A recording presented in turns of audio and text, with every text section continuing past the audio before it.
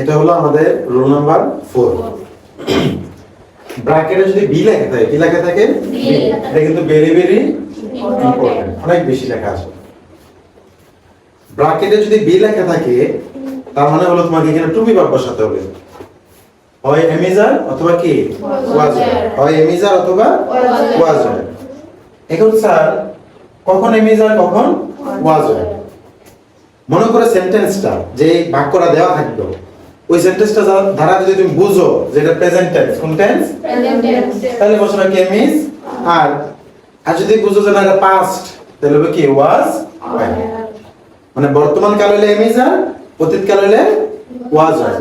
আর ধরো তুমি বর্তমানে বুঝতেছো না, অতীতও বুঝতেছো না, অনেকটা সেন্টেন্স দেখা বলা যায় না যে এটা বর্তমান না অতীত, তাহলে তুমি যে কোনো একটা দিলেই হয়ে যাবে। ঠিক আছে? এক্সাম্পল দেখো।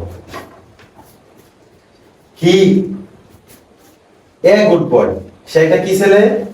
ভালো ছেলে। এই যে বি আছে না, হ্যাঁ, তুমি কি দিতে পারো? এমিজার দিতে পারো, ওয়াজার দিতে পারো, ঠিক না? এখন তুমি কি এই সেন্টেন্সটা দেখে বোঝা যায় যে এটা প্রেজেন্ট না পাস্ট? না বোঝা যায়। আমি তো বলতে পারি যে সে একটা ভালো ছেলে ছিল, আবার বলতে পারি না সে একটা ভালো ছেলে। তাহলে এই যে সেন্টেন্সটা, প্রথম সেন্টেন্সটা, এটা দেখে কিন্তু বলা যায় না যে এটা কি প্রেজেন্ট না পাস্ট। তাহলে তুমি যে কোনো একটা দিলেই চলবে। ইজও দিতে পারো, ওয়াজও দিতে পারো। এম তো স্যার শুধুমাত্র কার সাথে হয়? আই এর সাথে। I am. আর কার সাথে এম হয় না। আর যেমন বাকি আছে ইজ, আর ওয়াজ যেমন কি হয়। দেখো ইজের নিচে কি আছে? এস। ওয়াজের নিচে কি আছে? এস। তার মানে এরা দুজন সিঙ্গুলার। মানে কোথায় হি দ্বারা কয়জনকে বোঝায়? একজন না? এটা কি সিঙ্গুলার না প্লুরাল? সিঙ্গুলার। তাহলে হইব হয় ইজ অথবা কি ওয়াজ। এখানে যে কোনো একটা দিলেই চলবে। এখানে ইজ দিলেও চলবে, ওয়াজ দিলেও চলবে। কারণ কি? কারণ হলো এটা এই সেন্টেন্স দ্বারা আমি বুঝতে পারতাছি না যে এটা প্রেজেন্ট না পাস্ট। আসো 2 নাম্বারটা। ওয়ান অফ মাই ফ্রেন্ডস, মানে আমার একজন বন্ধু। প্রেজেন্ট হেয়ার ইয়েস্টারডে, এখানে গতকাল কি ছিল? উপস্থিত ছিল গতকাল। তাহলে এটা কোন টেন্স? হ্যাঁ, পাস্ট টেন্স। অতীতে কি টেন্স? Past tense. তাহলে কি হবে? হয় ওয়াজ অথবা কি হয়। হয় ওয়াজ অথবা হয়। ওয়ান অফ মাই ফ্রেন্ডস, মানে আমার বন্ধুদের মধ্যে থেকে কয়জন বন্ধু? একজন বন্ধু। কয়জন বন্ধু? তাহলে সিঙ্গুলার না প্লুরাল? সিঙ্গুলার। তাহলে কি দিবা? ওয়াজ না ওয়া? ওয়াজ। সিঙ্গুলার হলে ওয়াজ। ঠিক আছে?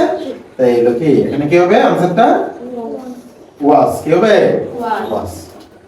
বুঝছো?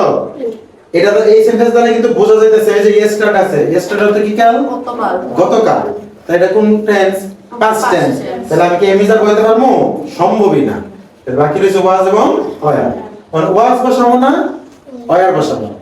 ওয়াজ কি সিঙ্গুলার। তাহলে ওয়ান অফ মাই ফ্রেন্ডস, আমার বন্ধুদের মধ্যে কয়জন বন্ধু? একজন। তাহলে সিঙ্গুলার না, এজন্য কি ওয়াজ।